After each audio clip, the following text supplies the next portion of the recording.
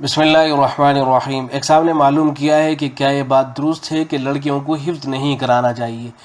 اس لیے کہ لڑکیاں جب بڑی ہو جاتی ہیں، شادی ہو جاتی ہیں ان کی، تو سسرال چلی جاتی ہیں، وہاں جانے کے بعد مصروف ہو جاتی ہیں، قرآن کو بھول جاتی ہیں، قرآن کو بھول جائیں گی تو گنہگار ہوں گی،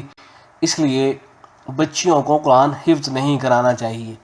تو یہ صاحب معلوم کر رہے ہیں کہ کیا یہ بات درست ہے؟ تو جواب میں عرض ہے کہ یہ خیال درست نہیں ہے۔ اس خیال سے لڑکیوں کو حفظ نہ کرانا کہ یہ بعد میں بھول جائیں گی، تو یہ خیال صحیح نہیں ہے، اس لیے کہ اس بات کا اندیشہ تو لڑکوں کے بارے میں بھی ہے، بچوں کے بارے میں بھی، لڑکوں کے بارے میں بھی اندیشہ ہے کہ وہ آئندہ چل کر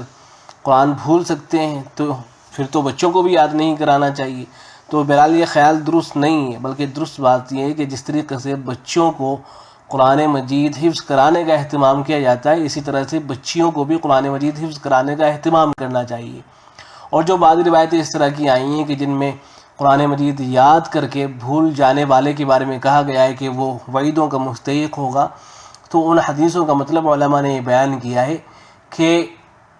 آدمی قرآن مجید سے اتنا لاپرواہ ہو جائے، قرآن مجید سے اتنا لاپرواہ ہو جائے کہ وہ قرآن مجید کو دیکھ کر بھی نہ پڑھ سکے، قرآن مجید کو ناظرہ بھی نہ پڑھ سکے، تب تو وہ وعیدوں کا مستحق ہوگا، ورنہ تو وعیدوں کا مستحق نہیں ہوگا۔ اس سلسلے میں جو فتاوی ہیں وہ بھی آپ ملاحظہ فرما لیں۔ فتاوی عثمانی جلد نمبر 1 صفحہ نمبر 123 ہے، اس میں سوال یہ کیا گیا ہے، ایک صاحب نے معلوم کیا ہے شیخ الاسلام حضرت مفتی تقی عثمانی دامت برکاتہ العالیہ سے، سوال کیا ہے کہ احقر نے قرآن حفظ کیا تھا مگر ٹی بی کی وجہ سے اس کا ورد جاری نہیں رکھ سکا،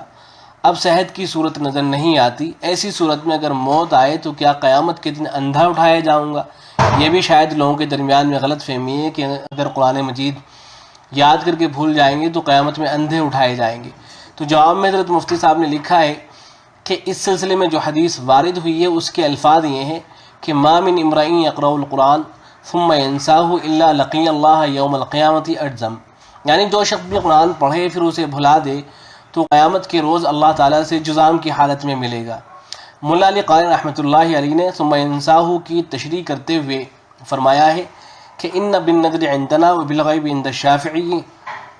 اب المعنى ثم يترك قراءته نسیا وما نسیا۔ اسے معلوم ہوتا ہے کہ امام ابو حنیفہ رحمۃ اللہ علیہ کے نزدیک یہ وعید اس شخص پر ہے جو ناظرہ پڑھنے کی اہلیت بھی اپنی لاپرواہی سے ختم کر دے، لہذا آپ یہ عزم رکھیں کہ صحت ہونے پر قرآن مکمل طور پر یاد رکھوں گا، اور اس کا ورد جاری رکھنے میں جو کوتاہی ہوئی ہو اس پر اللہ تعالیٰ سے توبہ و استغفار کرتے رہیں، امید ہے کہ انشاءاللہ اس وعید سے اللہ تعالیٰ بچا لے گا۔ یہ فتاوی عثمانی ہے، کتاب النوازل کے اندر ہے۔ سوال کیا گیا ہے کہ عورتوں کے لیے حفظ کرنے کی اجازت ہے یا نہیں، لیکن اگر کوئی عورت یا لڑکی حفظ کر کے بھول گئی تو کیا اس بھولنے کا گناہ اس پر لازم آئے گا یا نہیں؟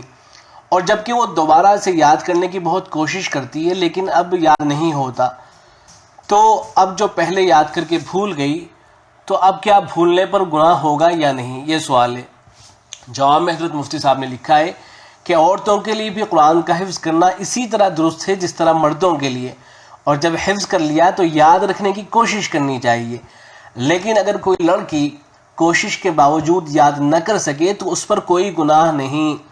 اور احادیث میں قرآن کو یاد کر کے بھولنے پر جو وعیدیں آئی ہیں